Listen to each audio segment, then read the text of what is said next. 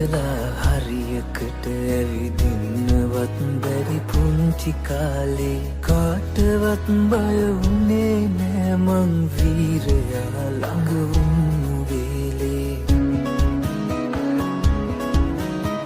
පෙරි ගැහිලා කුඹියන්ටත් මාවතේ ඇවිදින්න ඉඩදී කුඩු හදනා කුරුල්ලන්සේ නිදහසේ පියබන්න